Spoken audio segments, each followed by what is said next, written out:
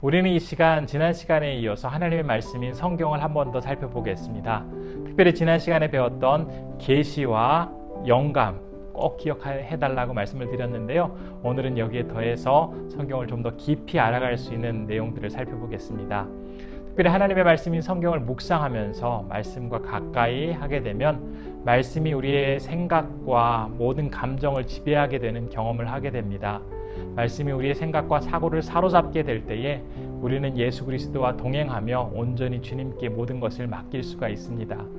아마 하나님의 말씀을 가까이 하면서 그 말씀 아래에 우리 자신을 순종하며 겸손히 낮아지는 경험을 해보신 분이라면 그 시간이 얼마나 기쁘고 행복한지를 느껴보셨을 것입니다. 어두웠던 나의 생각과 감정과 지식에 말씀의 빛이 비추어짐으로써 그 빛 아래서 새로운 지혜와 용기와 지식과 확신을 발견하면서 누리게 될 수 있는 감격은 세상의 그 어떤 것과도 비교할 수 없는 참으로 소중한 가치가 있습니다. 이러한 감격은 말씀을 소중히 여기는 분들에게만 경험될 수 있는 하나님의 놀라운 은혜입니다. 오늘 이 시간 성경에 대해서 좀 더 깊이 살펴보면서 그 하나님의 풍성한 은혜를 경험해 볼 수 있기를 소원합니다.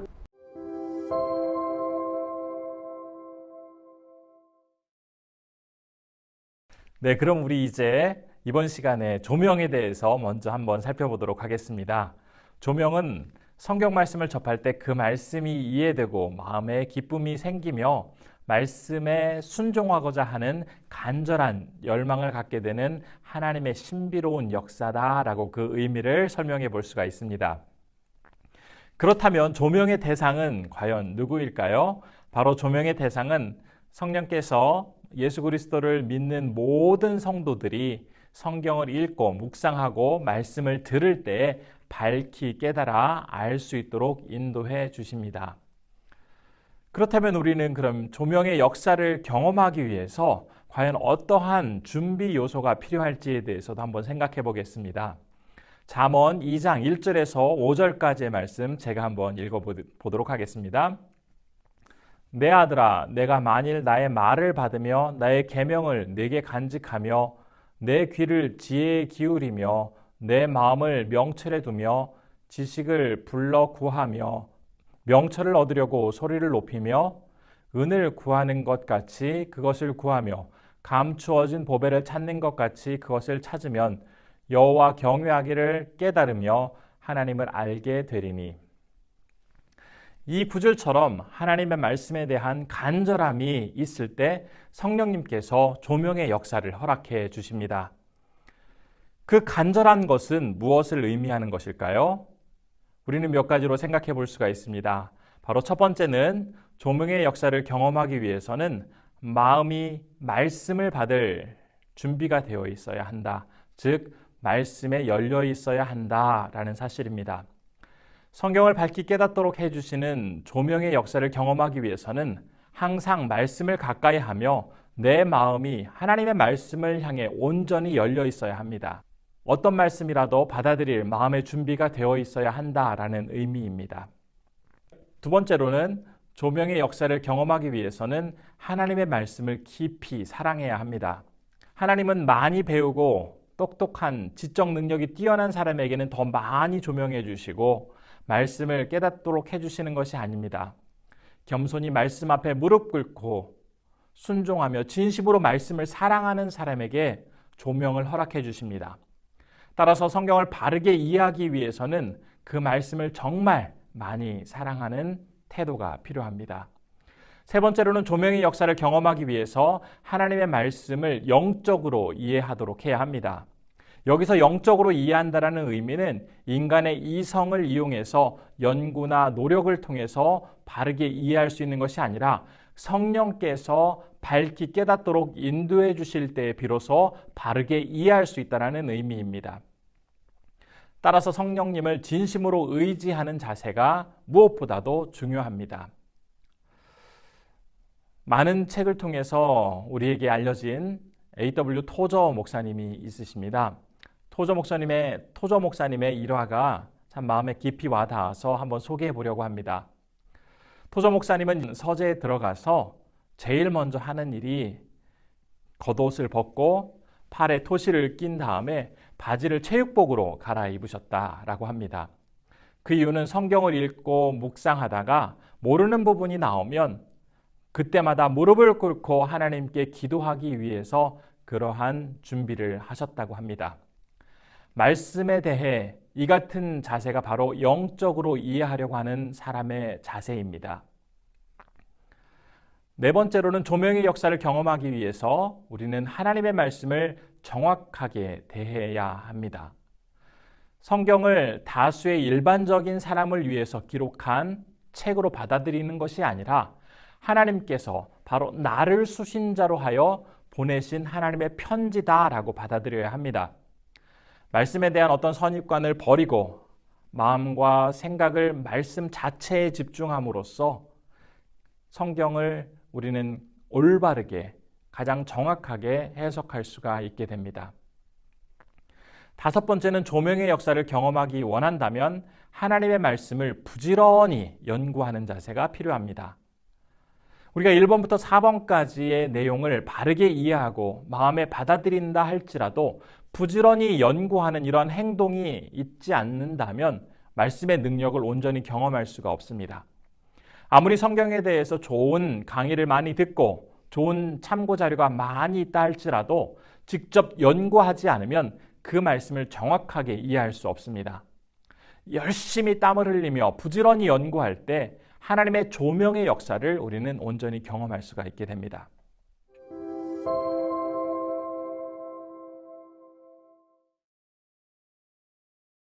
다음 살펴볼 내용을 말씀드리기에 앞서 성도님들께 한 가지 질문을 드리도록 하겠습니다. 우리가 지난 시간에 살펴보았던 계시라든지 영감, 그리고 지금 살펴본 이 조명, 이러한 하나님의 놀라운 역사들이 과연 지금 이 시간에도 여전히 계속 진행되고 있을까요? 바로 이 시간에는 이 질문에 대한 답을 함께 살펴보려고 합니다. 첫 번째, 계시는 어떤가요? 바로 계시는 마무리되었습니다. 히브리서 1장 1절에서 2절까지의 말씀 제가 한번 읽어보도록 하겠습니다.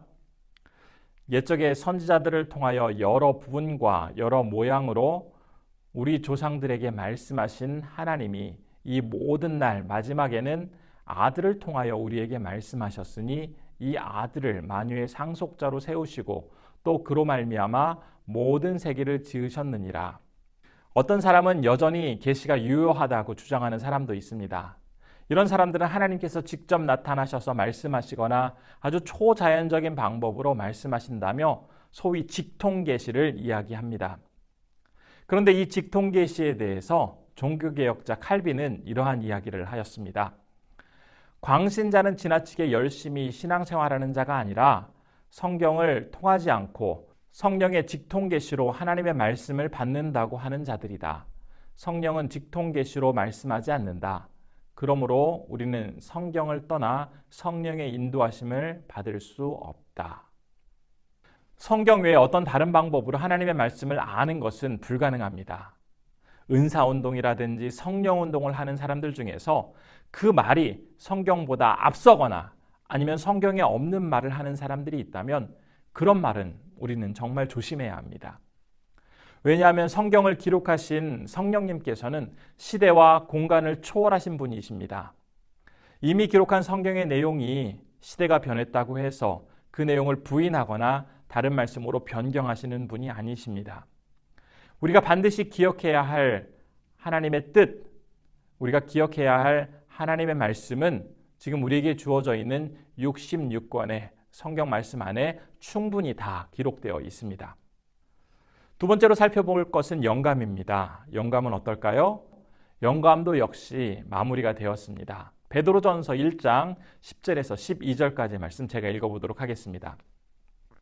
이 구원에 대하여는 너희에게 임할 은혜를 예언하던 선지자들이 연구하고 부지런히 살펴서 자기 속에 계신 그리스도의 영이 그 받으실 고난과 후에 받으실 영광을 미리 증언하여 누구를 또는 어떠한 때를 지시하시는지 상고하니라. 이 섬긴 바가 자기를 위한 것이 아니요 너희를 위한 것임이 계시로부터 알게 되었으니 이것은 하늘로부터 보내신 성령을 힘입어 복음을 전하는 자들로 이제 너희에게 알린 것이요 천사들로 살펴보기를 원하는 것이니라. 성경은 하나님의 영감으로 기록된 완전하고 전혀 오류가 없는 하나님의 말씀입니다. 성경 기록을 위한 영감은 성경의 완성과 함께 종결되었습니다. 물론 오늘날에도 하나님께서 사람의 마음을 감동하셔서 하나님의 마음을 담은 글을 기록할 수는 있습니다. 그러나 그 글은 성경과는 분명히 다른 글입니다. 인간의 감정에 하나님의 은혜를 더하심으로써 기록된 글이기 때문에 깊은 감동과 기쁨을 느낄 수 있을지 모르겠지만 그 글은 얼마든지 오류가 있을 수 있고 불완전한 글이 됩니다. 그럼 세 번째로 조명은 어떨까요? 조명은 바로 지금도 계속해서 진행되고 있습니다. 성경은 전 세계적으로 가장 많이 팔린 책입니다. 하지만 사람들이 읽기 어려운 책 중에 하나이기도 합니다. 그 이유는 인간의 능력으로 온전하게 이해할 수 없는 내용들이 많이 포함되어 있기 때문입니다. 성경을 밝히 이해하고 깨닫기 위해서는 조명이 필요합니다.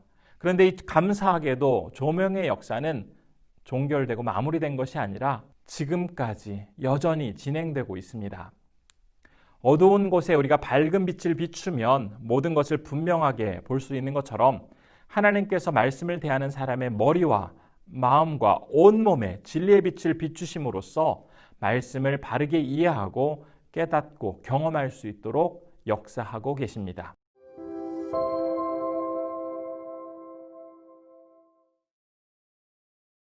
우리는 성경을 하나님의 말씀이라고 말하는데 별로 주저함이나 어떤 의심도 가지고 있지 않습니다.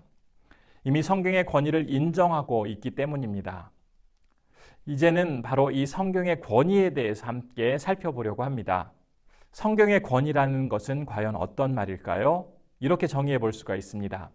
성경에 있는 모든 말씀은 하나님의 말씀으로서 모든 신앙적 논의와 행동의 최종적인 판단 근거가 된다.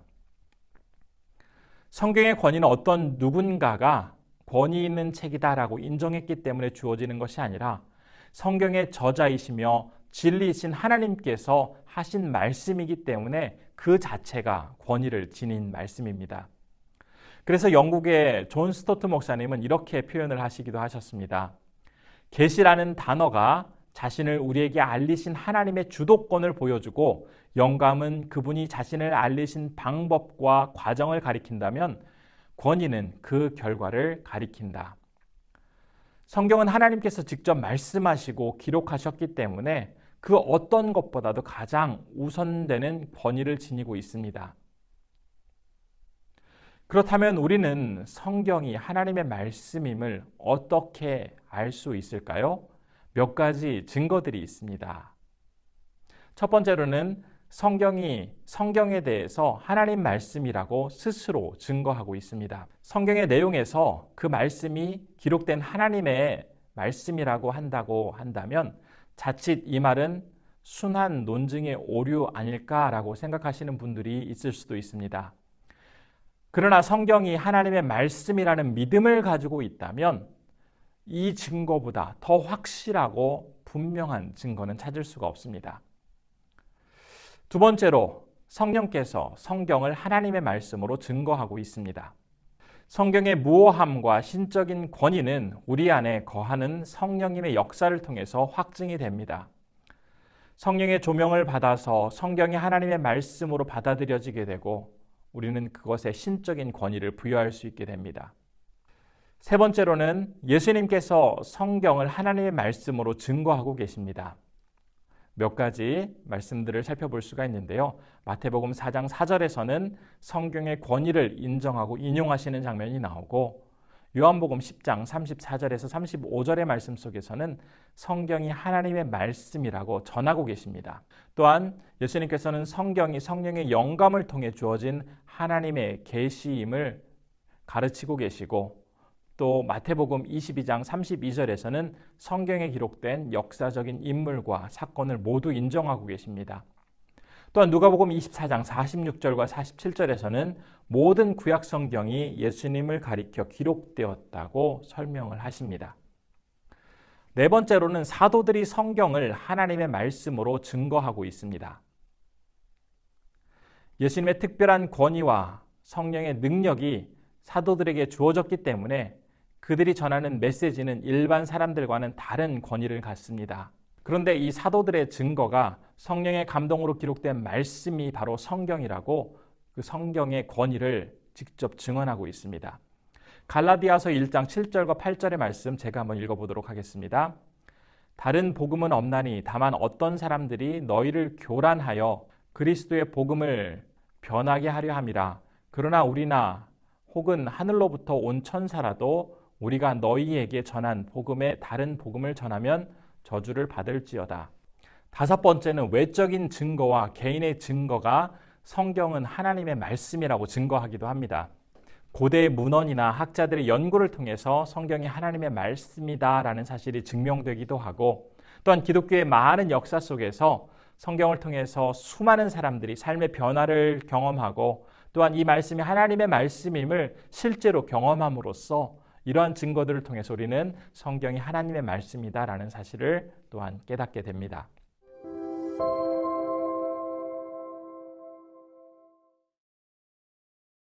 그렇다면 하나님의 말씀으로서의 성경은 어떤 특징을 가지고 있을까요?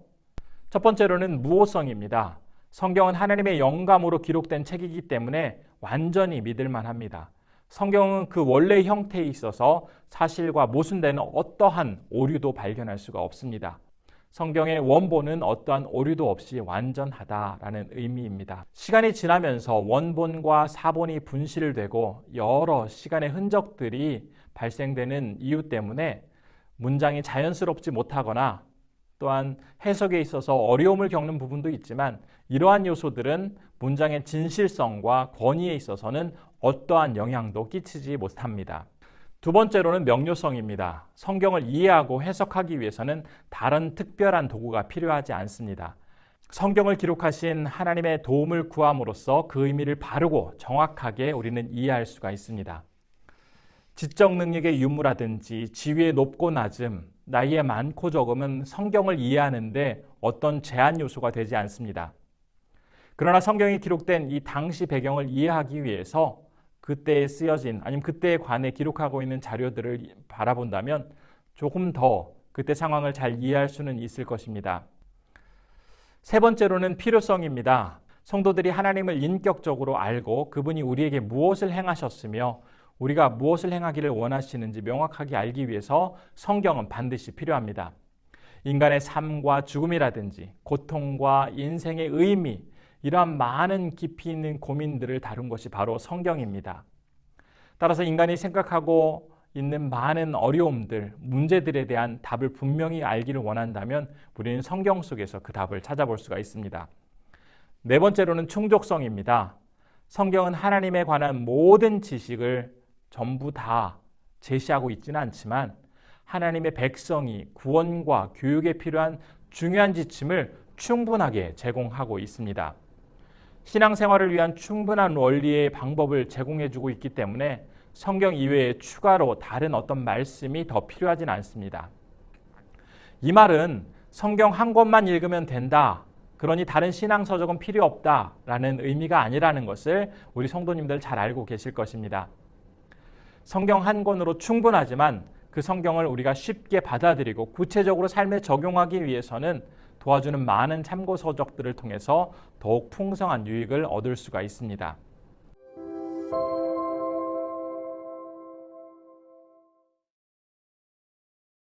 이제는 우리 정경화에 대해서 한번 살펴보도록 하겠습니다. 다소 생소한 단어일 수도 있는 이 정경화는 유명한 바이올리니스트의 이름이 아니라 영어로 캐논이라는 단어입니다. 이 단어는 원래 헬라어에서 유래하였는데 잣대, 기준이라는 의미를 가지고 있습니다. 정경화는 하나님의 영감으로 기록된 말씀으로 권위를 인정받는 것을 의미합니다. 이 말은 성경에 속하는 책의 목록으로 받아들여지는 과정을 말합니다. 성경이 처음부터 창세기부터 요한계시록까지 66권이 완벽하게 기록되어서 하나님의 말씀으로 우리에게 주어진 것이 아닙니다. 오랜 시간에 걸쳐서 각 권을 하나하나 하나님의 말씀으로 받아들이게 되는 과정이 있었습니다. 그래서 창세기를, 시편을 하나님의 말씀으로 받아들이게 되고 마태복음을, 히브리서를 하나님의 말씀으로 받아들이는 과정들이 있었습니다.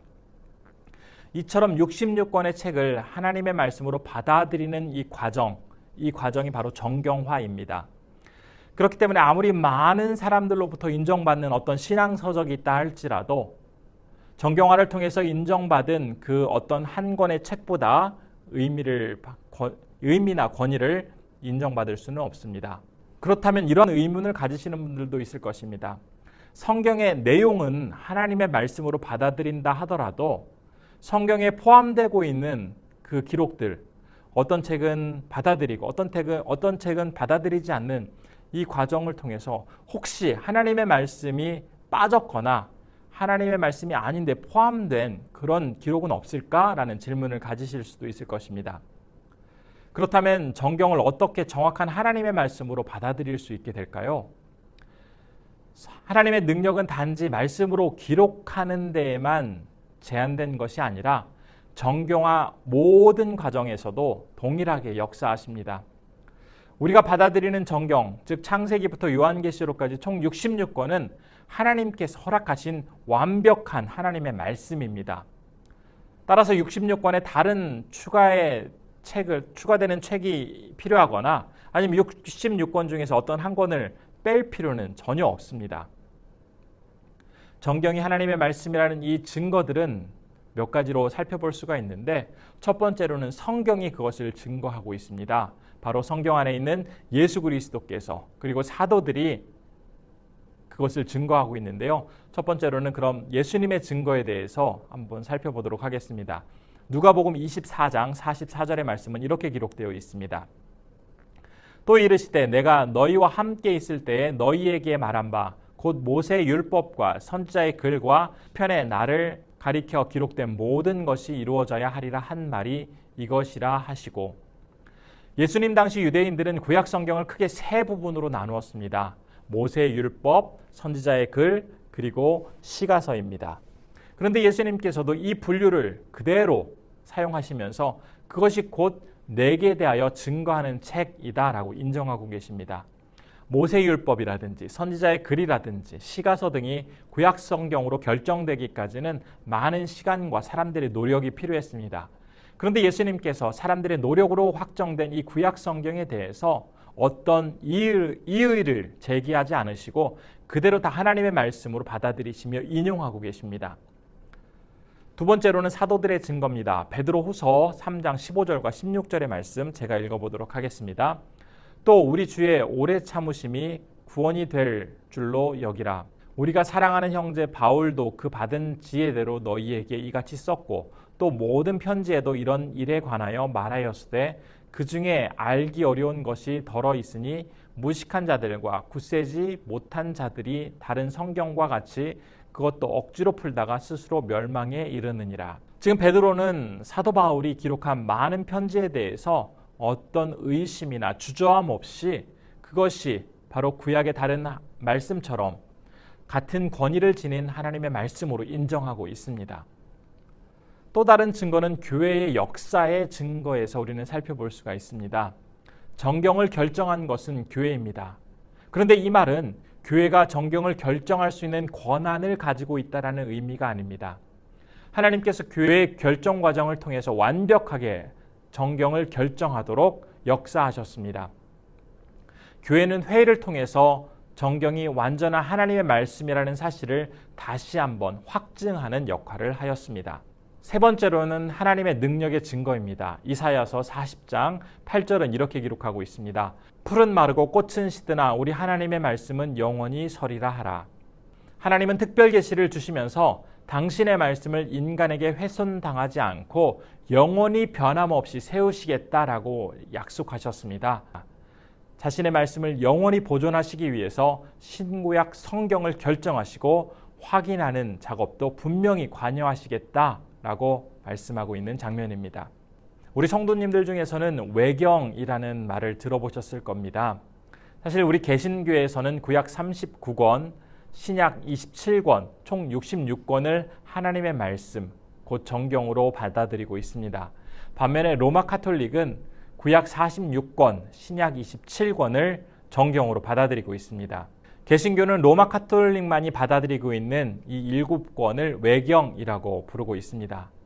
외경 안에는 참 감동적이고 좋은 내용들도 있지만 미신적이고 비도덕적이고 황당한 내용들도 많이 포함되어 있습니다. 우리 개신교에서는 외경을 기독교의 교리를 위한 표준으로 받아들이고 있지 않습니다.